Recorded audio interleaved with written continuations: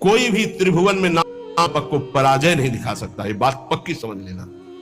कभी भी हरि का एक स्वभाव है, कोई उनको गाली दे दे, अपमान कर दे, उनकी निंदा कर दे, वो पिता के समान सह लेते हैं, क्षमा कर देते हैं। लेकिन उनके भक्त का अपमान कर दे तो राम रोष पावक सो जरई। जो अपमान भक्त कर करई, तुम चुप रहना, तुम मत बोलना। जो अपमान भक्त कर करई, राम रोष पावक सो जरई। पलटू साहब कह रहे, नाम जापा कभी डरना मत, कभी भय मत करना और कभी लड़ना मत। हरि अपनो अपमान सह जन की सही न जाए।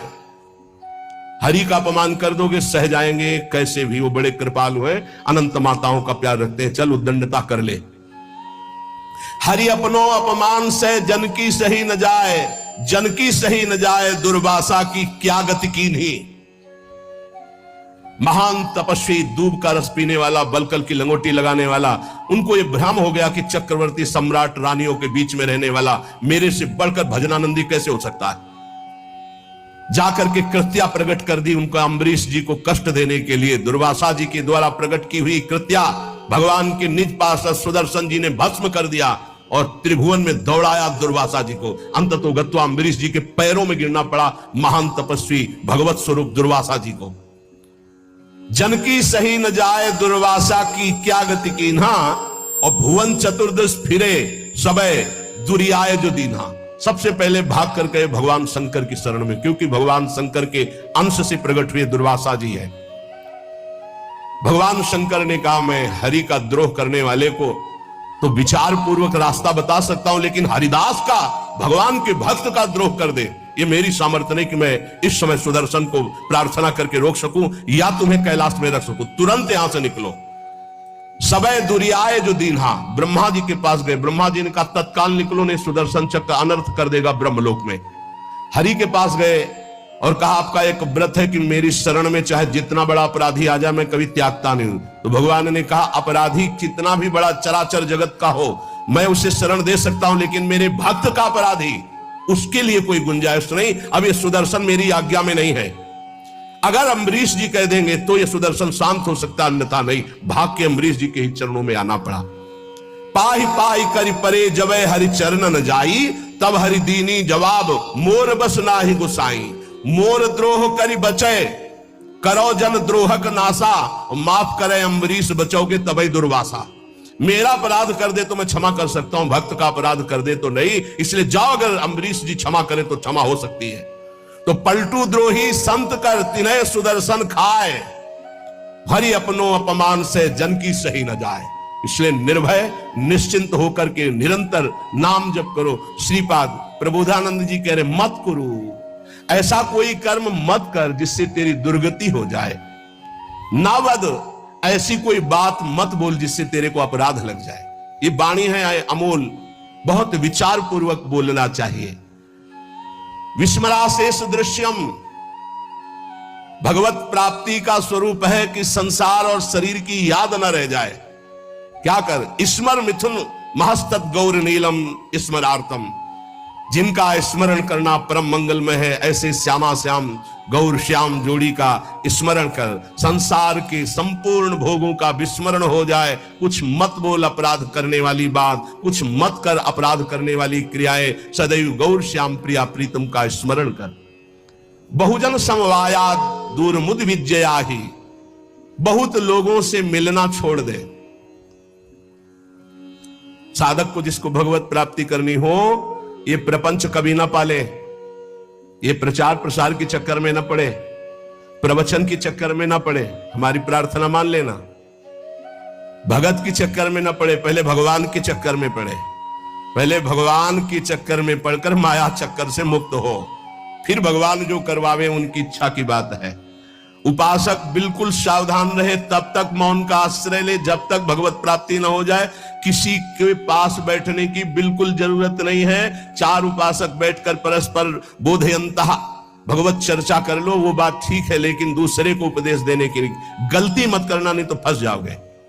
उपदेश देने की सामर्थ्य गुरुदेव जब आज्ञा करते हैं और वो भगवत प्राप्त हो जाता है तब, अन्यथा नहीं। अन्यथा तो जो तुम उपदेश करोगे वही तुम्हारे में प्रश्न आ जाएगा, फेल हो जाओगे। कह रहे बहुजन समवायाद दूर मुदविजया ही, बहुत लोगों से मिलना जुलना, उनको उपदेश करना बंद कर दे साधक। भगवत प्राप्ति करने के लिए पहले मौन का आश्रय लेकर अपने को बिल्कुल किसी काम का साबित ना होने दे। बिल्कुल अक्षर अक्षर समझ लो। अपने को महान साबित मत करो, महान होते हुए भी अपने को अगला पगला साबित करो। चोरी चोरी चुपचाप निकल जाओ, कोई जान न पावे तुम्हारे पास भजन रूपी धन है, और भगवान को प्राप्त कर लो। फिर वो जब प्रकाशित करेंगे, फिर कोई तुम्हें परास्त नहीं कर सकता। बिस्तरे सब जग विमल कीरति, साधु संगति नाटरे। दूर मुद विच्य, दूर रहो इस समाज से। ये महापुरुषों के आदेश है, उनको समझो। दूर रहो। क्यों कह रहे हैं?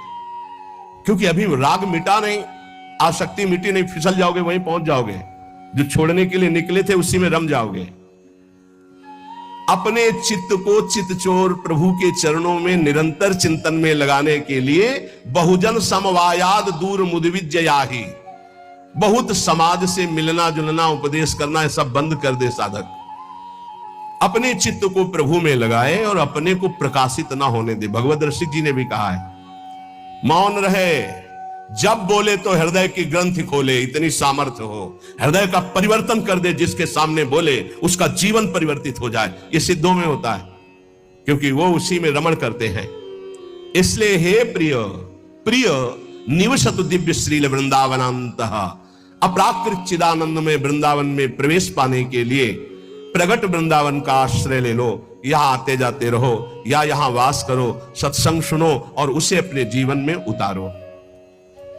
जब उपासक इस तरह की रहने में रहता है तो उसकी दशा क्या होती है, श्रीपाद वर्णन करते हैं। कहते कर निहित कपोलो नित्य मस्त्रोणि मुंचन, परिहत जन संगो रोचमानानुयान,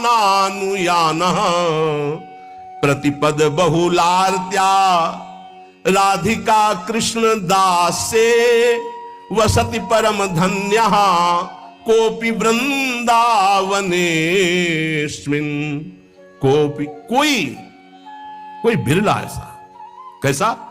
प्रथम से संगम त्यक्त्वा, सब संग का त्यागी, साधु संग का अनुरागी, माताओं बहनों की तरफ या प्रतिकूल शरीरों की तरफ काम भोग रूपी पिशाच से बिल्कुल दूर।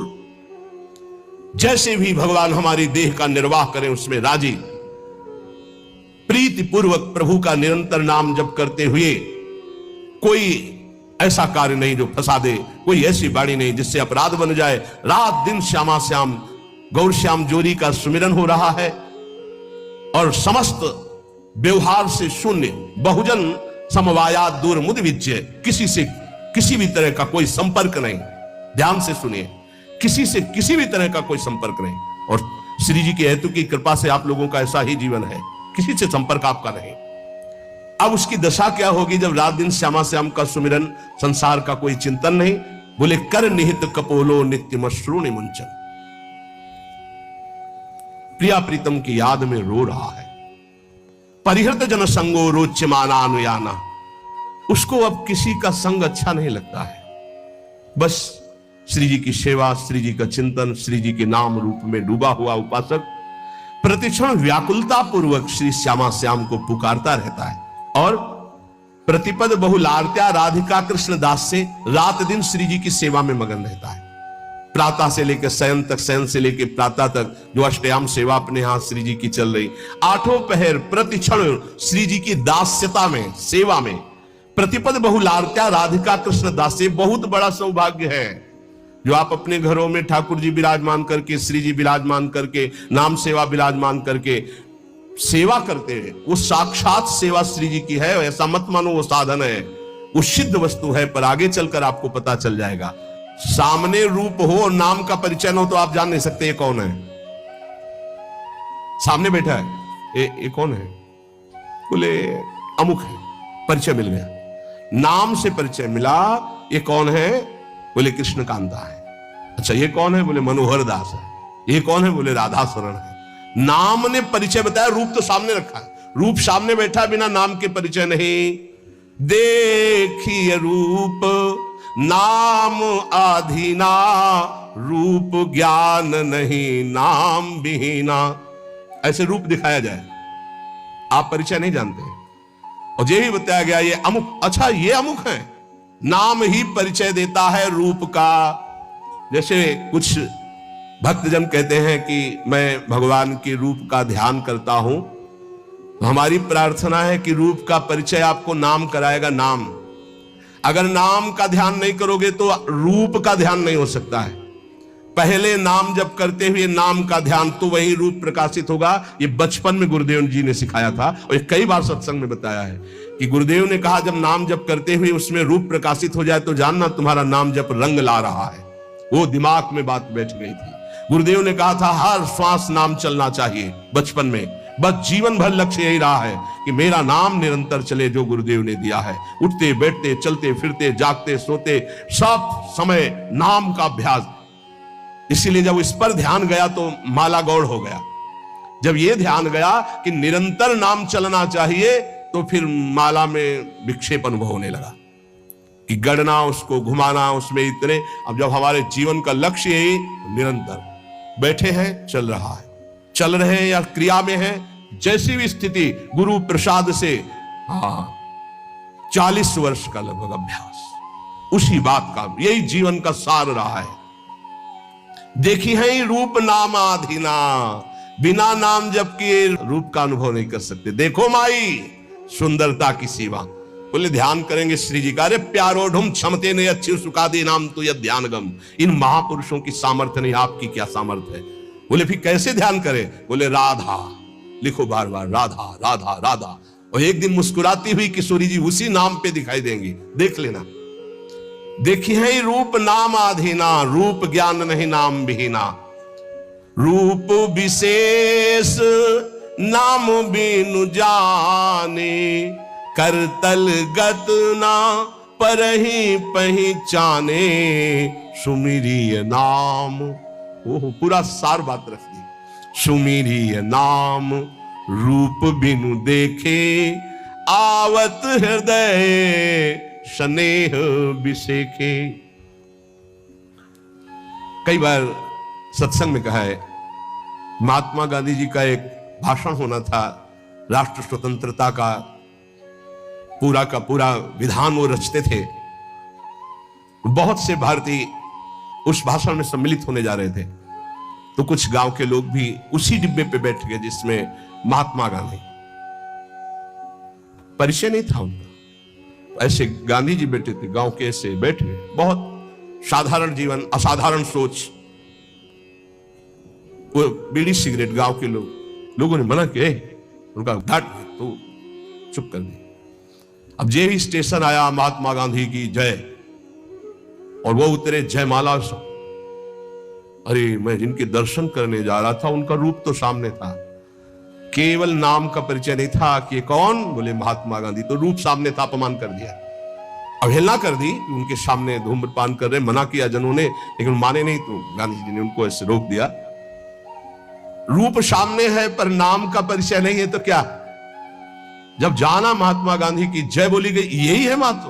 तो अरे इनके हम भाषण सुनने जाए, हमारे सामने बैठे, पैरों में माथा रख देते, उनसे बात करते, इतने नजदीक, नाम के बिना पहचान नहीं हुई, रूप सामने बैठा था। रूप विशेष नाम बिनु जाने, करतल गत न परहि पहचाने। हाथ में रूप हो पर नाम का परिचय नहीं तो आप जान नहीं सकते ये कौन है। जब नाम आया तब परिचय हुआ। तो ऐसे सुमिरिय नाम रूप बिनु देखे, आवत हृदय स्नेह बिसेखे। आप भाव से सुमिरन करो, राधा राधा राधा, तो ये नाम रूप को हृदय में प्रकाशित कर देगा। गोस्वामी जी कह रहे हैं सुमिरिय नाम रूप बिनु देखे, रूप देखा नहीं। और आपसे सच्ची कहते हैं, त्रिभुवन में ऐसी कोई स्याही नहीं बनी जिससे प्रभु के रूप की रचना की जाए। जिनकी नख कांति सहस्त्र कोटि सूर्य संप्रभा, हजारों करोड़ों सूर्य एक साथ उदय हो तो नख कांति के तेज की बराबरी। उन प्रभु को कैसे, कौन सी स्याही बनी है जिससे हम वो नीलिमा जो प्रकृति से अतीत सच्चिदानंद रूप आए। प्रभु कैसे सच्चिदानंद रूप आए, उस सच्चिदानंद रूप के लिए प्राकृतिक स्याही कैसे हो सकती है। जैसे उदाहरण में भगवान के श्रीअंग कांति कैसे, वो इसलिए नवीन जलधर, बस वर्षा होने वाली ऐसा मेघ, तो ऐसे हजारों बार मेघ देख लिए तो क्या हमें भगवत साक्षात्कार का आनंद मिला क्या? नहीं। भगवान की अंग कांति कैसे? श्री राम जी के लिए गोस्वामी तुलसीदास केकी कंठाभ नीलम, मोर की जो कंठ की नीलिमा है, बोले ऐसा कुछ। तो क्या मोर के कंठ की नीलिमा देख ली तो श्री कृष्ण की अंग कांति देख ली क्या? हरिजू की अंग कांति? नहीं, ये सब प्राकृतिक है, उदाहरण ही नहीं बैठता। कैसे हैं वो? बोले कृष्ण कृष्ण कृष्ण रटो, वो जैसे के तैसे पूरे आ जाएंगे। करोड़ काम मूर्छित हो जाए ऐसे सुंदर हैं। तो ऐसी कोई स्याही है क्या? ऐसे करोड़ कामों को मूर्छित करने वाले श्री लालजू लाडलीजू के रूप को देखकर प्रेम बेशुद्ध हो जाते हैं। उन लाडलीजू के लिए ऐसी कौन गौर कांति है स्याही कोई ऐसी त्रिभुवन में? देखो कैसा रूप है। बोले पीता अरुण छवि मनंत तडिल लताभाम, अनंत बिजलियों की कांति पीत और अरुणिमा लिए हुए। कौन सी स्याही है? एक बिजली को उतार के दिखाओ। प्रभु की जो रूप माधुरी है वो केवल नाम जानता, केवल नाम, राधा नाम जानता है, कृष्ण नाम। वो बड़े धन्य भाग उपासक है जो एक बात समझकर नाम का ध्यान करते और नाम का जप करते। तो बोले सुमिरिय नाम रूप बिनु देखे, आवत हृदय स्नेह विसेखे। नाम जपते जपते जब नाम में प्रेम हो जाता है, प्रेम पूर्वक जब नाम जपते हैं तो भगवान का रूप, प्रियाजू का रूप हमारे हृदय में प्रकाशित हो जाता है। इस तरह से अपने जीवन को प्रभु में लगाता है, वो महान दुर्लभ वृंदावन नित्य विहार रस के प्रेम को प्राप्त कर लेता है। नाम के समान सिर्फ नाम है। जहां नाम गया तो नामी ऐसे आता है जैसे स्वामी के पीछे सेवक चलता है। स्वामी जहां जाता है वही सेवक पहुंच जाता है। गोस्वामी जी बहुत सुंदर नाम की महिमा का वर्णन करते हुए कहते हैं, समुझत सरीस नाम अरुनामी, प्रीति परस्पर प्रभु अनुगामी, नाम रूप द्वि ईश उपाधि, अकथ अनादि सुसामुझी साधी, को बड़ छोट कहत अपराधु, सुनी गुण भेद समुझी है साधु, देखी है रूप नाम आधीना, रूप ज्ञान नहीं नाम बिहीना। महाराष्ट्र के कुछ महाभागवत जलाकर यही प्रश्न किया था कि दो चौपाई को बड़ छोट कहत अपराधु ये, और देखिए रूप नाम आधीना। गोस्वामी जी कह रहे हैं शास्त्र सम्मत बात है कि नाम और नामी एक है। समुझत सरिस नाम और नामी, सब संतों ने सब शास्त्रों ने एक मत में कहा है, जेई कृष्ण तेई नाम। जो कृष्ण है वही कृष्ण नाम है, जो राधा वही राधा नाम में आपकी जिह्वा पे है। यद्यपि सबने ऐसा कहा है कि नाम और नामी अभेद है, पर गोस्वामी जी कहते हैं अभेद होते हुए भी भेद देखा है। क्या भेद देखा है? स्वामी और सेवक का। अर्थात नाम स्वामी है और नामी सेवक है। जहां स्वामी पहुंचता है तो अनुगामी होता है सेवक, पीछे पीछे चलता है। पहले नाम फिर नामी आता है। किसी को भी कहीं भी भगवत साक्षात्कार हुआ है तो पहले नाम राधा राधा राधा, कृष्ण कृष्ण कृष्ण, राम कृष्ण हरि, तब वो आए हैं। ये बात पकड़ लो। स्वामी आ गया, सेवक कहां छुपेगा? नाम स्वामी है, नामी सेवक है। जहां नाम गया वहां नामी को आना पड़ेगा, आना पड़ेगा पक्का। नाम पकड़े रहो, नाम न छूटने पावे।